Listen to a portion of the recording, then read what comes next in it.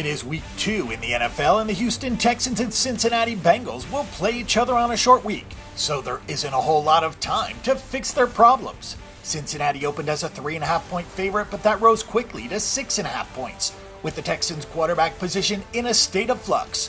The total is only set at 38 points for two teams that totaled only 7 points in week 1. The Texans and Bengals are both 0-1 straight up and against the spread.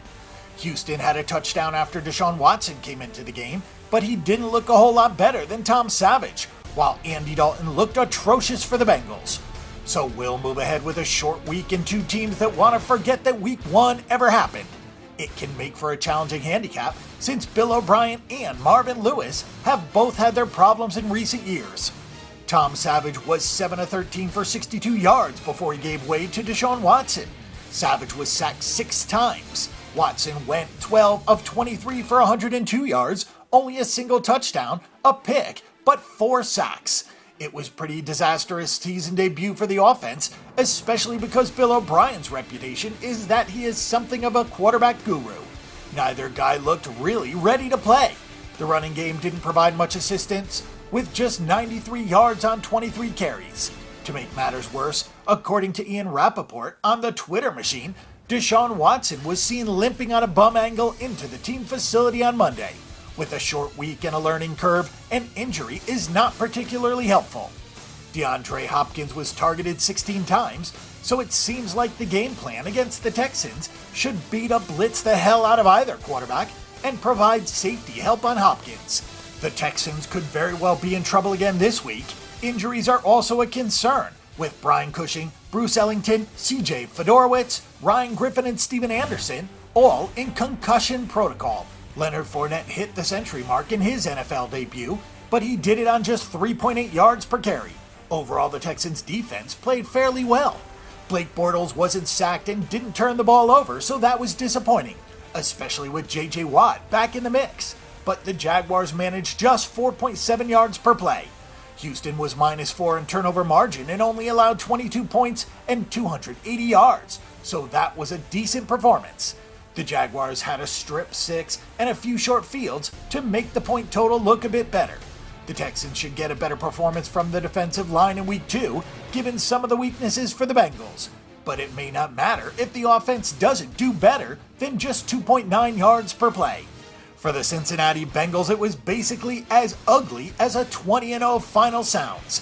Andy Dalton completed 16 of 31 passes for 170 yards, but he completed 4 passes to the other team, with the Ravens having 5 takeaways and also 5 sacks on Dalton. It was one of the worst quarterback performances in recent memory. Tyler Eifert was a non-factor with 1 catch for 4 yards. A.J. Green got force-fed the ball 5 times on 10 targets for 74 yards. Dalton had very little time to go through his progressions, however. The losses of Andrew Whitworth and Kevin Zeitler were very obvious for this offensive line, and the replacements were among the worst at their positions.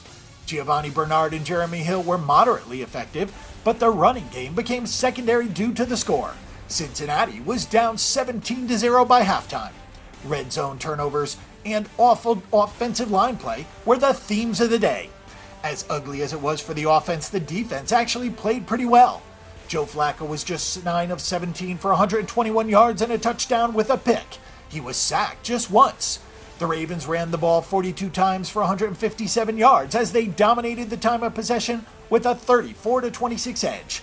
Still, the Ravens only had 4.5 yards per play against the Bengals defense.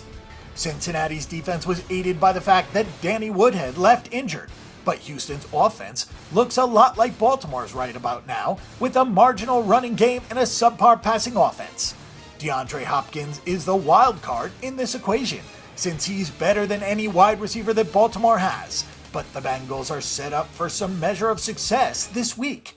Regarding the total, it's tough to play an over after these two offenses look so painfully inept in week 1, but 38 is a lower total than we saw for the Ravens vs. Bengals game, and that was with quarterback Joe Flacco, who didn't practice all season, and a Ravens defense that was elite last season. This total feels like an overreaction, but will also need better offense for it to hit. This is a quick turnaround for both teams, but at least the Bengals get to stay home. It is a tough draw for the Texans to have Tom Savage play as bad as he did, and then to give Deshaun Watson a start with virtually just 1 day of practice. In all likelihood, the Texans had a loss day on Monday, a practice on Tuesday, a travel day on Wednesday, and a walkthrough on Thursday. That's a very tough spot for the Texans. The Bengals don't look much better, but they have an experienced quarterback with a solid defense. Our pick and prediction is for the Cincinnati Bengals at -6.5, and for this game to go under the total of 38 points.